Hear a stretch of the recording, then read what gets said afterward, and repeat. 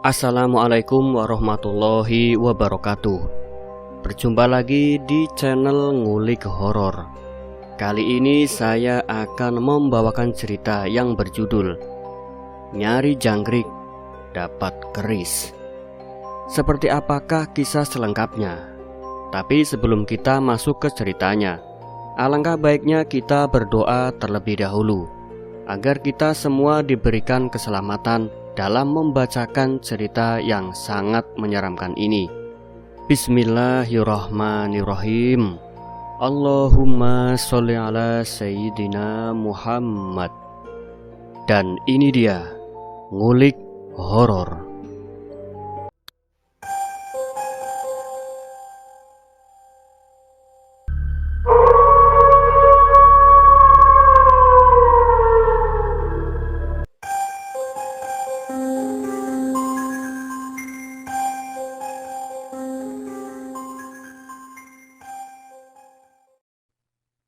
Kejadian ini berawal pada hari Kamis pada tahun 2016. Siang itu hujan turun dengan deras dan baru berhenti kira-kira jam 7. Aku yang sedang berada di rumah sedang malas untuk nongkrong di luar rumah. Walau banyak sekali pesan dari teman-teman yang mengajak keluar sekedar untuk ngopi. Akhirnya aku memutuskan ngopi di warung Kang Digo yang berada di dekat rumah. Yah, sekali-kali ngumpul sama pemuda desa yang lain, batinku.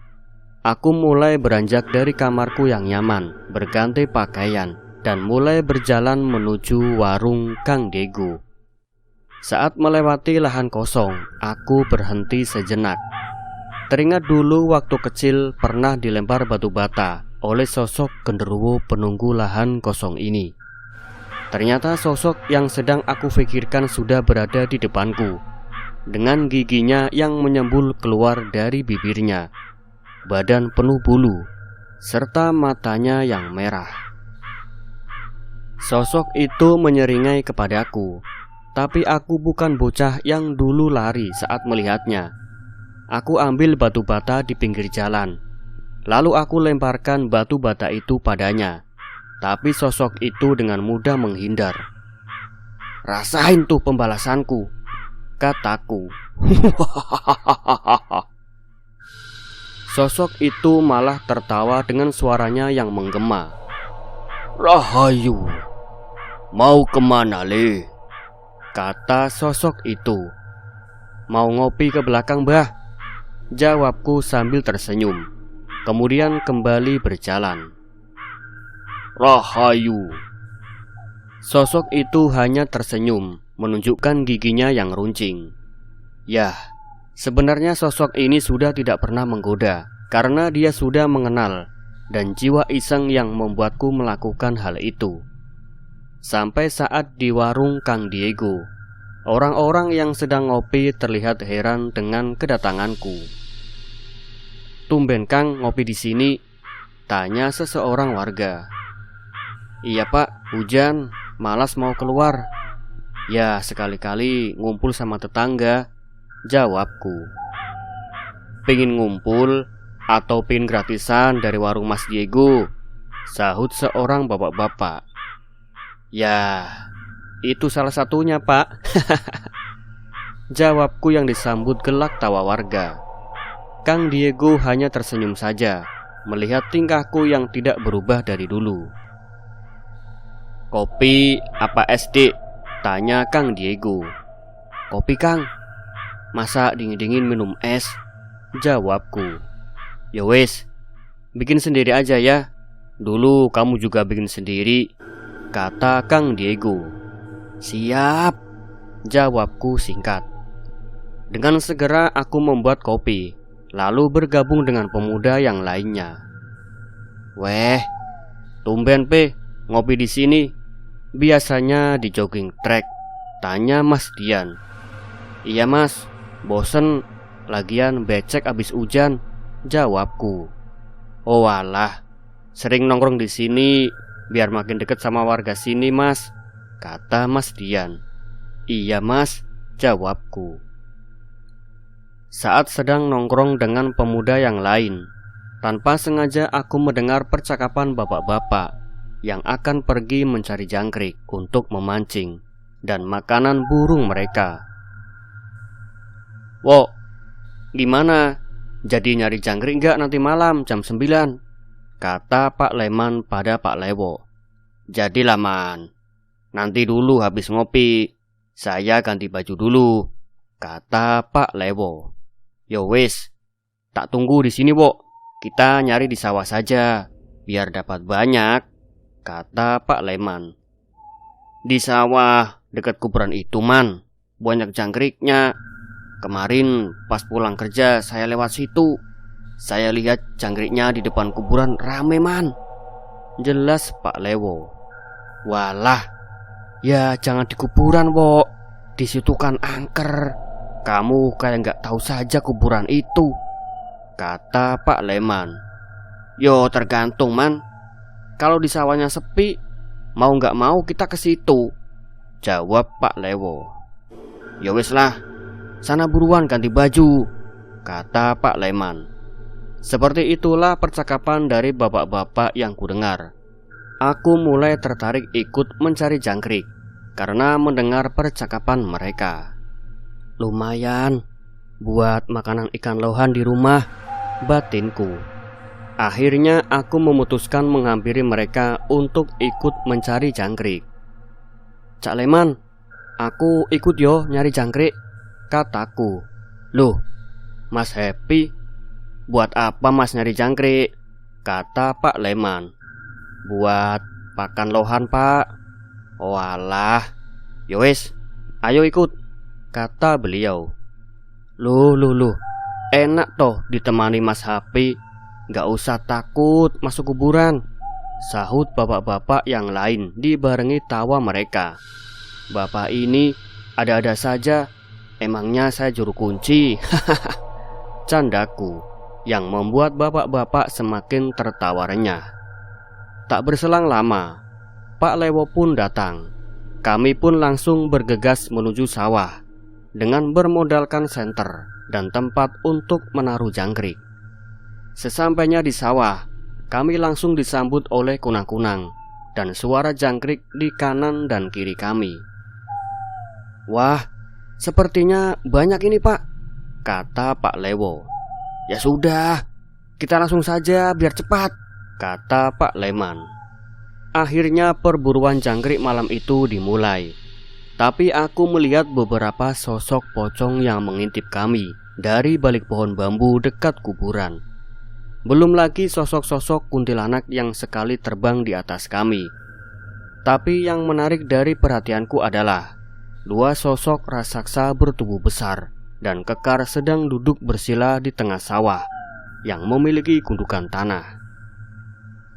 Gundukan tanah itu ditumbuhi pohon pisang dan beberapa pohon kayu jati.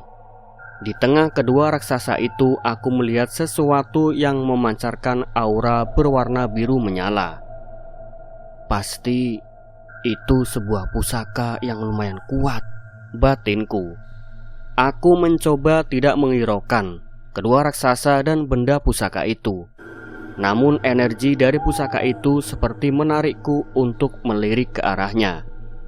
Akhirnya aku memutuskan untuk fokus dengan tujuan awal datang ke sawah, yaitu mencari jangkrik untuk pakan ikan lohan milikku di rumah. Anehnya, kami sudah mencari sekitar 1 jam, tapi jangkrik yang kami dapat tidak seberapa. Padahal suara jangkrik begitu nyaring terdengar di dekat kami. Hingga akhirnya teriakan Pak Leman yang mencari agak jauh dari kami membuat konsentrasi kami menjadi buyar. Pocong! Suara teriakan Pak Leman. Aku yang mendengar teriakannya langsung berlari dengan susah payah karena tanah ini yang sangat berlumpur. Saat aku sampai di dekat Pak Leman, terlihat dia duduk dan kaku tanpa bisa bergerak, dengan posisi mengangkang seperti ibu-ibu yang mau melahirkan. Dan di depannya tepat di antara kakinya, sosok pocong sedang berdiri dengan wajah yang dipenuhi belatung serta kulitnya meninggalkan daging, wajahnya yang membusuk, serta darah merah sesekali menetes dari wajah sosok itu mengenai kain kafan di tubuhnya. Sosok pocong itu menyeringai dan terus menatap Pak Leman. Sedangkan yang ditatap hanya mampu menutup matanya rapat-rapat. Terlihat wajah Pak Leman memucat saking ketakutannya. Sambil terus mencoba mendekat, aku mencoba melemparkan lumpur pada sosok itu. Namun sangat disayangkan, lumpur yang kulempar malah mengenai punggung Pak Leman, yang membuatnya semakin gemetar dan ketakutan. Sosok itu melihat ke arahku, dan ku balas menatap balik sosok itu. Akhirnya dengan seringai yang tidak bisa diartikan, sosok itu mulai menjauhi Pak Leman dengan perlahan. Saat aku sampai, aku langsung menepuk pundak Pak Leman yang ada di depanku. "Wah! Demit! Tolong!" teriaknya. "Demitnya sudah pergi, Pak. Ini saya, HP," kataku menenangkan. Terlihat beliau mulai membuka matanya perlahan, kemudian memperhatikanku dengan seksama. Ini beneran Mas Happy, bukan demit kan?" tanya Pak Leman yang membuatku tertawa. Ingin sekali aku mengisengi dia dan menakut-nakuti, tapi takut dosa sama orang tua. "Bukan, Cak, ini aku, Happy. Ayo bangun, Cak. Ngapain duduk di sini? Ngangkang begitu," kataku. Itu loh, tadi ada pocong mukanya serem banget, Mas B. Dia tiba-tiba berdiri di depan pas saya nunduk ngambil jangkrik, Mas," jelas Pak Leman. Waktu Pak Leman bercerita, yang diceritakan muncul lagi di belakang Pak Leman sambil nyengir. "Hei, ngapain? Jangan suka ganggu orang ya," bentakku pada sosok itu. Sosok itu kembali menghilang dalam sekejap. "Loh, kok saya dimarahin, Mas? Saya nggak ganggu kok," kata Pak Leman. Itu, Cak. Pocongnya muncul lagi tadi di belakang, Cak. Aku marahin dia, bukan kamu, Cak, jelasku. "Astagfirullahaladzim," kata Pak Leman sambil memeluk kakiku. Aku hanya menghela nafas panjang melihat kelakuan orang satu ini. Sudah berumur bukannya bertambah kuat iman dan mentalnya, malah jadi seperti bocah saja. "Udah, Cak, ayo bangun. Pocongnya udah hilang. Gak malu apa? Anak udah 2 masih aja penakut," kataku. "Makanya, Cak, iman itu diperkuat. Pondasi iman itu semakin kuat saat manusia mempercayai Gustinya, Cak. Kalau manusia sudah benar-benar yakin dengan Gustinya, maka gangguan dari bangsa lain tidak akan membuat dia takut. Toh hidup dan mati sudah dituliskan Sang Gusti, Cak. Kalau belum saatnya, mau jin, demit, iblis juga nggak bisa berbuat banyak, Cak. Pasti Gusti Allah melindungi kamu, Cak. Pasrahkan saja semuanya pada Sang Gusti Allah, Cak," jelasku panjang lebar. Nggih, Mas Happy. Nggih bener," jawab Pak Leman. "Wes, malah ceramah aku. Ayo ke tempat Cak Lewo, Cak. Kasihan dia sendirian," kataku. Pak Leman akhirnya berdiri, dan kami menuju Pak Lewo yang masih sibuk mencari jangkrik. Sesampai kami ke Pak Lewo, terlihat dia begitu lemas dan tidak bersemangat. "Kenapa, Cak Wo? Kok lemas gitu?" tanyaku. Iya, Mas P. Ini suara jangkriknya banyak, tapi kok dicari nggak ketemu ya? Dapatnya cuma segini, Mas," kata Pak Lewo sambil menunjukkan jangkrik yang didapat. Aku melihat jangkrik yang kami dapat sedikit sekali saat itu. Pasti kurang. Buat makan ikan milikku saja pasti cuma sekali makan. "Terus bagusnya gimana, Cak Wo?" "Jujur saja, kalau cuma segini ya kurang sekali, Cak," kataku. "Ya wes, kita nyari di kuburan itu aja. Gimana Mas? Usul Cak Lewo sambil menunjuk kuburan. Oke, kalau memang di sana banyak Cak Wo, jawabku. Kami pun memutuskan berpindah tempat berburu jangkrik di kuburan. Namun, saat baru akan berjalan, Pak Leman terlihat ketakutan untuk pergi ke sana. Kenapa Cak Man? Ayo jalan, kataku. Saya takut Mas P, nggak berani nyari ke sana, jawab Pak Leman. Lah elah, barusan dikasih tahu, kok sekarang udah takut lagi Cak, kataku. Udah, ayo Cak, jangan penakut jadi orang, nanti malah didakuti terus loh, tambahku. Ya udah, ayo, tapi saya nyarinya sama kamu ya Mas P, jawabnya dengan mimik muka ketakutan. Enggih, udah ayo Cak, ajakku. Akhirnya dengan bujuk rayu dan sedikit paksaan, Pak Leman mau mengikuti kami menuju kuburan yang memang terkenal angker. Saat melewati tengah sawah, kembali aku tergoda dengan keberadaan benda pusaka yang dijaga oleh kedua raksasa itu. Sampai akhirnya suara yang terdengar karena kakiku terperosok masuk ke dalam lumpur yang cukup dalam.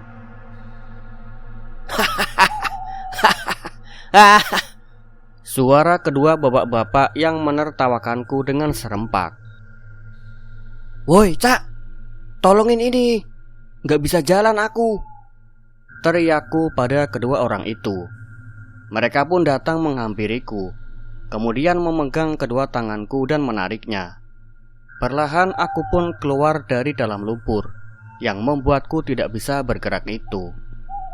Walah Mas, kok bisa sampai masuk ke lumpur itu loh? Ngelamunin apa sih Mas?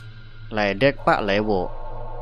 Ngelamunin pacar lah Wo, orang masih muda, masa ngelamunin anak istri kayak kita? Sahut Pak Leman. Alah, ngomong apa sih? Gak bapak-bapak, gak ibu-ibu, sama aja, ngegosip mulu, kataku. Akhirnya kami pun melanjutkan perjalanan menuju ke arah kuburan. Saat di tengah jalan, Pak Lewo kembali menggodaku dengan pertanyaannya. Lagian, kamu di tengah sawah kok melamun Mas P? Nanti kesambet lu, goda Pak Lewo. Mana ada demit berani merasuki Mas Happy Wo, yang ada demitnya yang dirasuki. Sahut Pak Leman. Aku hanya diam saja mendengar mereka terus menggodaku. Bercanda Mas P, gitu aja ngambek.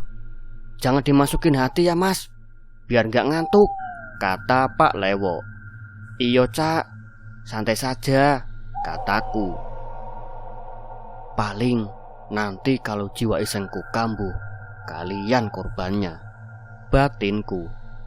Akhirnya sampailah kami di depan kuburan. Ya, tidak heran kalau kuburan ini dibilang angker.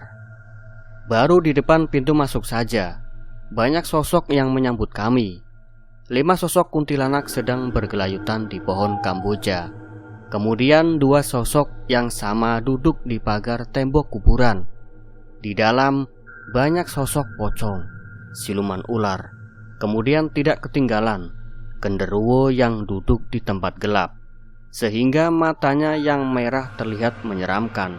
Tapi di balik itu semua, ternyata benar, jangkrik di tempat ini sangat banyak.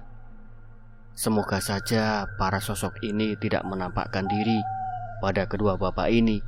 Pasti auto kabur mereka, batinku. Kami pun langsung mengambil jangkrik yang melompat ke sana kemari dengan cepat.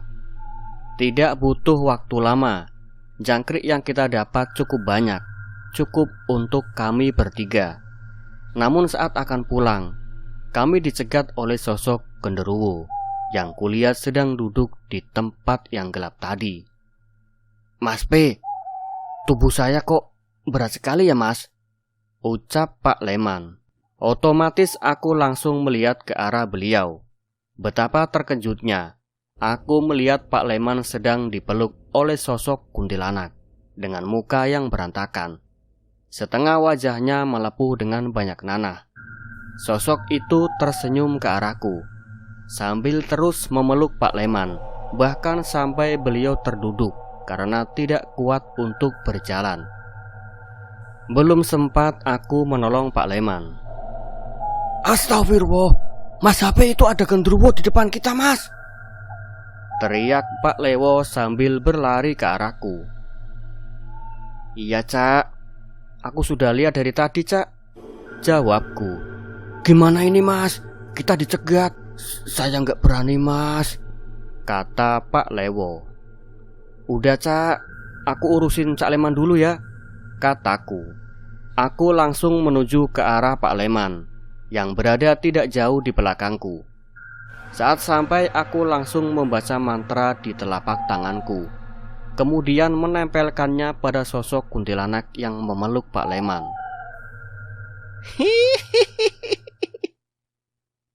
Teriak kuntilanak itu. Pergi kamu, jangan menggoda mereka yang tidak mengganggumu, kataku pada sosok itu. Pak Lewo dan Pak Leman hanya pelongo-pelongo melihatku. Aku mau ikut dia. Aku mau ikut orang ini, kata kuntilanak itu. Pergi atau aku bakar. Gak ada kata ikut-ikut. Sudah, kamu di sini saja, bentakku. Aku ikut, pokoknya aku ikut, kata si Kunti ngeyel. Tanpa banyak bicara, aku langsung menempelkan telunjukku pada sosok itu sambil membaca mantra. Ah, panas, ampun, panas. Iya, saya pergi, ampun, teriak Kunti itu meraung-raung kepanasan.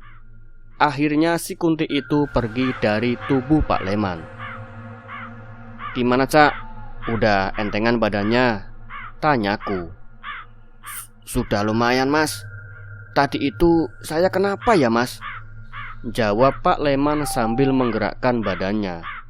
Oh, itu, Cak. Tadi ada Kunti yang numpang gendong sama kamu, Cak. Mau ikut kamu katanya, jawabku. Astagfirullah, yang bener, Mas. Ih, serem, Mas. Tapi sudah hilang kan, Mas?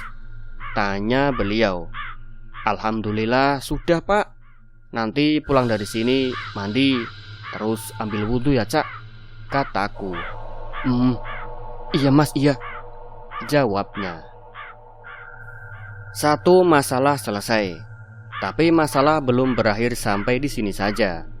Masih ada sosok genderuwo yang mencegat kami di depan pintu.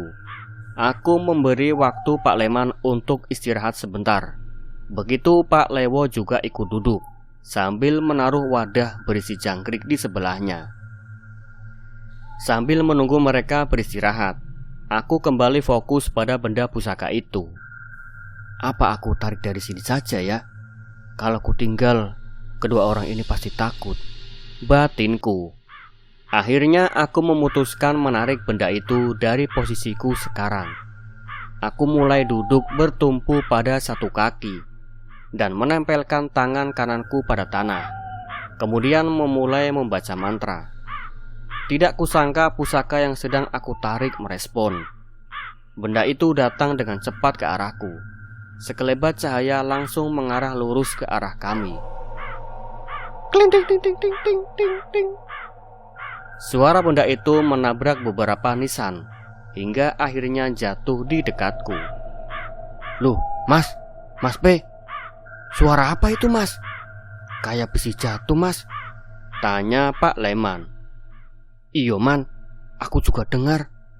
Suara apa ya? Sahut Pak Lewo. Itu, Cak. Aku tadi yang narik pusaka itu, Cak. Bantu nyari ya, Cak, jawabku sambil menyingkirkan beberapa daun kering di sekitarku. Lah, ini dia, kataku senang karena menemukan benda yang ku cari-cari. Aku berhasil menarik sebuah keris dengan ukiran naga serta lekuk berjumlah 9. Sedikit lapisan emas pada ukiran naga menambah kesan indah. Auranya juga bagus dan kuat. Weh, apa itu Mas Happy? Sangar sekali, tanya Pak Leman. Ini namanya keris Nogorojo Kinata, Cak. Aku dari tadi sudah memperhatikan keris ini, pengen tak tarik, jelasku. Tolong, Cak, minta air minumnya sedikit, tambahku. Pak Lewo pun memberikan bekal air minum padaku. Segera aku menyiramkan air pada keris yang baru saja aku dapatkan. Suara air yang aku siramkan pada keris menciptakan kepulan asap pada keris tersebut. Keadaan ini membuat kami sedikit lupa dengan hal yang baru saja kami lalui. Tanpa kami sadari, kedua raksasa yang menjaga pusaka ini mulai mengawasi kami. Mas P, boleh kerisnya buat saya? Kok saya jadi tertarik ya Mas? Saya janji nanti saya rawat baik-baik Mas kerisnya, kata Pak Lewo. Boleh, Cak. Kalau kerisnya memang mau sama sampean, coba pegang saja dulu, kataku sambil memberikan keris pada Pak Lewo. Aduh, panas Mas, kata Pak Lewo sambil mengembalikan keris tersebut padaku. Kenapa, Cak Wo? Tanyaku. Nyetrum Mas, panas tanganku sampai merah ini Mas, kata Pak Lewo sambil menunjukkan telapak tangannya yang merah. Hahaha. Berarti kerisnya memang gak mau sama sampean, Cak, kataku. Ya sudah, ayo pulang aja Mas P, udah malam, sahut Pak Leman.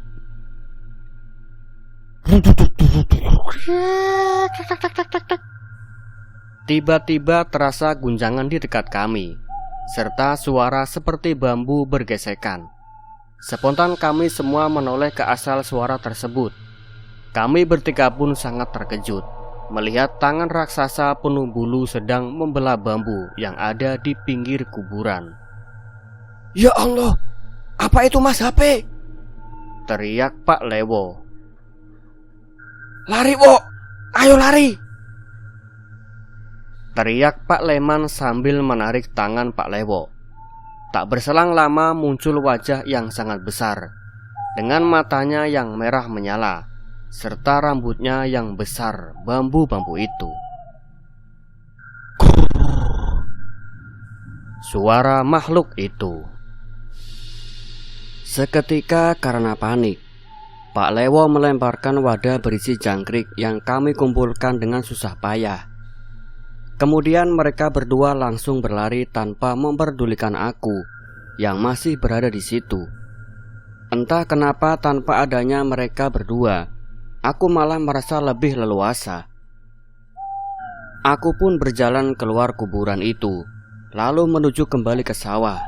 Aku ingin sekali berbicara dengan kedua sosok raksasa itu. Sesampainya di depan kedua sosok itu, aku langsung diserang tanpa tiba-tiba. Suara benturan energi kami. Woi, ngapain kalian menyerangku? Teriakku pada mereka. Salah satu sosok itu hanya menunjuk keris yang sedang kupegang. Ini, keris ini yang memilikiku, bukan aku yang memaksanya, jelasku. Aku pun duduk bersila di tengah sawah sambil membaca mantra. Keris itu aku tempelkan pada dahi sambil terus membaca mantra. Tiba-tiba keris itu bersinar tepat di depan mataku. Keris itu berubah menjadi sosok ular raksasa bermahkota dan mulai melilitku. Bukan melilit melukai, tapi melilit melindungi. Kedua raksasa itu terlihat mulai tenang dengan kemunculan ular raksasa tersebut. Ular yang melilitku langsung menghampiri kedua sosok raksasa itu, lalu mengajak mereka menjauh dariku. Entah apa yang mereka bicarakan. Sosok ular itu kembali menjadi keris dan menancap pada tanah tepat di depanku. Sedangkan kedua sosok raksasa itu kembali duduk di tempat awal aku melihat mereka. Akhirnya, aku kembali menuju warung Kang Diego dengan membawa keris yang aku bungkus dengan kain spanduk yang aku robek di jalan sekitaran sawah. Saat perjalanan pulang, entah kenapa sepertinya banyak sosok yang melihatku. Biasanya para sosok itu biasa saja denganku. Saat aku perhatikan, dengan seksama ternyata para sosok itu memperhatikan bungkusan yang aku bawa, dan mereka terlihat ketakutan. Ada apa dengan keris ini? Nanti aku tanyakan ke Eyang Seto sajalah, batinku. Aku pun melanjutkan berjalan menuju ke warung Kang Diego. Saat di tengah jalan, aku bertemu dengan seseorang tetanggaku yang duduk melamun di depan balai desa. "Ngapain Pak Karso duduk di balai desa malam-malam begini?" batinku. Akhirnya aku pun memutuskan untuk menghampiri Pak Karso. "Assalamualaikum," salamku yang mengagetkan Pak Karso. "Waalaikumsalam," jawab beliau. "Oh, Dek HP, dari mana ini kok kotor-kotor begitu?" tambah Pak Karso. "Ini Pak, dari sawah. Tadi habis nyari jangkrik bareng sama Cak Lewo dan Cak Leman. Malah ditinggal aku Pak," jawabku. "Bapak sendiri ngapain di sini melamun sendirian? Nanti kesambet lho Pak," tanyaku sambil duduk di sampingnya. "Iya, ini saya lagi mikirin masalah rumah tangga Dek," jawabnya. "Masalah apa toh Pak? Monggo cerita." "Ya walaupun saya belum berumah tangga Pak, tapi barangkali aku bisa membantu Pak Karso," kataku sambil membakar sebatang rokok dan hil. "Jadi begini Dek, saya mau cerai sama istri saya. Dia itu disuruh nemenin saya ke kondangan temen. Dandanannya masak seadanya. Kan kondangannya di gedung. Terus pas kondangan, saya lihat istri teman-teman saya pada hebat-hebat semua. Ada yang jadi ustadzah, ada yang punya bisnis online, ada yang jadi manajer. Hebat-hebat lah pokoknya Dek. Gak seperti istri saya, kumel mulu," curhat Pak Karso panjang lebar. Aku hanya tersenyum mendengar curhatannya. "Pak, sampean iki kurang bersyukur jadi orang. Coba Bapak pikir, seandainya istri Bapak banyak melakukan hal hebat seperti yang dilakukan para istri teman Bapak, belum tentu dia mau sama Bapak. Gimana kalau saat istri Bapak sukses dan Bapak yang ingin diceraikan? Perasaan Bapak gimana?" tanyaku. "Ya marah, sedih, kecewa Dek," jawabnya. "Nah, ya sudah, harusnya Bapak itu bersyukur. Masih ada yang nyiapin makan, gosokin baju, bikinin kopi, ngurus anak, nyuci, ngurus rumah. Loh, enak kan Pak? Belum tentu istri teman-teman Bapak mau melakukan hal itu. Belum tentu juga mereka punya waktu untuk sekedar duduk bercengkrama mendengar keluh kesah suaminya. Jangan melihat dari berapa banyak hal besar yang dilakukan istri Bapak, tapi lihatlah berapa juta kali istri Bapak melakukan hal kecil yang akhirnya menjadi pondasi yang kuat dalam rumah tangga Pak Karso." Nasihatku sambil tersenyum dan menepuk pundak Pak Karso, lalu pergi meninggalkannya untuk memikirkan kata-kataku. Aku pun melanjutkan berjalan menuju warung Kang Diego. Tak berselang lama, akhirnya aku sampai di warung itu. Saat sampai di warung, ternyata di sana ada dua bapak-bapak cekikikan ketika melihatku datang. "Wong stres, berangkat bareng pulang ninggalin," kataku sambil duduk di pinggiran gapuro. "Lah, Takut mas, saya baru kali ini melihat buto. Ih, Serem, kata Pak Lewo. iyo mas. Masa tiba-tiba kepala buto nongol dari balik bambu? Ya, refleks lari kita mas, bela Pak Leman. Alah, ya wes lah Cak, kapok gak dapet jangkrik, dapet capek doang, ejekku. Lah, kamu juga gak dapat jangkrik kan mas? Tawa Pak Lewo. Tapi aku dapat ini Cak, kataku sambil menunjukkan buntelan kain spanduk. Apa itu dek? Tiba-tiba Kang Diego bertanya padaku. Keris Kang, aku tarik dari sawah, jawabku. Sih, coba mas, aku lihat, kata Kang Diego.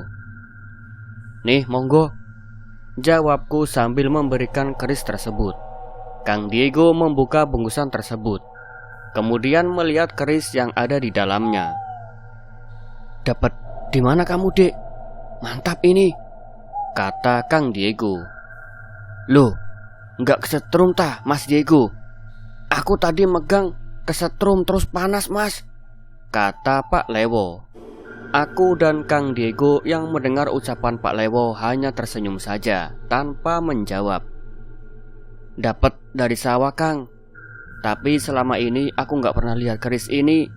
Padahal aku sering main ke sawah, kataku.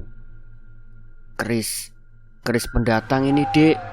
Dia terbang ke sana kemari mencari orang yang cocok sama dia, jelas Kang Diego. Ya udah ini, kamu mandiin dulu, terus minyakin. Keris ini cocok sama kamu. Oke Kang, ya sudah, aku mandi dulu Kang, kataku sambil menerima keris tersebut. Sebenarnya masih banyak yang ingin aku tanyakan kepada Kang Diego tentang keris ini, termasuk tentang kenapa sosok yang aku temui di jalan terus menatap keris ini. Akhirnya aku pun berjalan menuju rumah untuk segera mandi. Akhirnya, setelah selesai mandi, aku kembali duduk di kasurku sambil melihat keris Nogorojo Kinatah tersebut. Dek, dapat pusaka ini dari mana? Tanya suara perempuan yang sempat mengagetkanku. Ternyata suara tersebut berasal dari Mbak Putri yang tiba-tiba muncul di belakangku.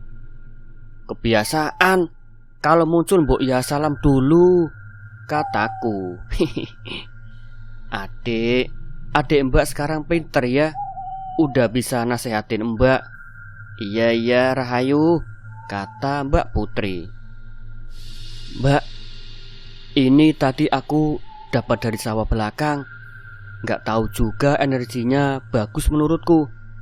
Terus aku juga merasa ketarik tadi Mbak. Ya sudah, aku coba tarik. Dia respon langsung datang ke aku, jelasku ke Mbak Putri. Gimana menurut sampean tentang keris ini Mbak? Tanyaku. Menurut Mbak, keris ini cocok sama kamu dek.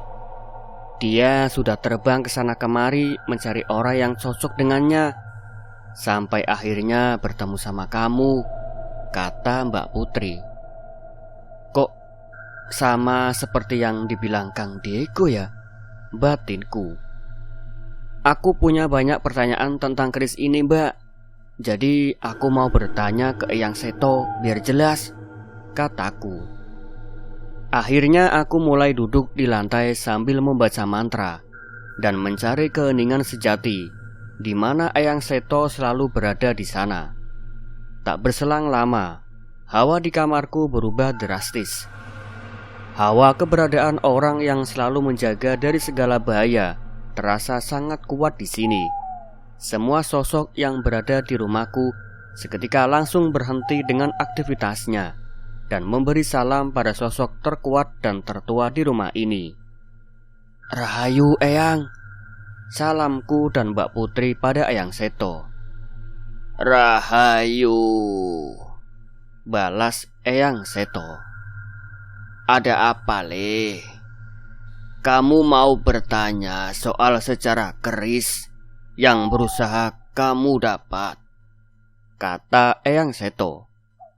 aku tidak perlu menjelaskan apa maksudku memanggil beliau, karena beliau selalu mengawasi apapun yang aku lakukan. Tiba-tiba saja keris yang aku taruh di depanku bergerak-gerak dan memunculkan cahaya berwarna biru terang. Hingga akhirnya muncullah sosok ular bermahkota. Tidak hanya sampai di situ, ular itu kembali merubah wujudnya. Kali ini menjadi sosok pria setengah tua dengan jenggot dan berambut panjang, memakai baju berwarna hitam dengan sedikit hiasan putih. Sosok itu membungkuk dan memberi salam pada Eyang Seto. "Rahayu, Eyang Seto." Salam dari sosok tersebut. "Rahayu Dirgo Laksono," jawab Eyang Seto. "Loh, kok kalian saling kenal?" tanyaku keheranan. Bahkan aku belum tahu nama sosok yang ada di keris tersebut. Tanpa menjawab, Eyang Seto hanya tersenyum sambil mengelus kepalaku. Jujur saja, aku sangat suka saat Eyang mengelus kepalaku, serasa kembali menjadi anak kecil. "Maaf Eyang, siapakah pemuda yang sangat Eyang sayang ini?" tanya Mbah Dirgo. "Dia adalah cucuku, keturunanku yang selalu aku jaga," jawab Eyang Seto. "Jadi begitu, pantas saja. Aku merasakan hawa keberadaan Eyang padanya dan akhirnya memilih dia," kata Mbah Dirgo. "Tunggu, pertanyaanku belum kalian jawab," kataku. "Jadi, keris yang kamu dapat itu adalah bekas milik salah satu adipati di Majapahit. Yang menjaga adipati itu ya Dirgo Laksmono ini. Dan kenapa setiap sosok yang kamu lihat merasa terintimidasi adalah karena adanya sosok Dirgo Laksmono di keris tersebut," jelas Eyang Seto. "Oh, jadi begitu ya Eyang. Baiklah, aku sudah paham sekarang," jawabku.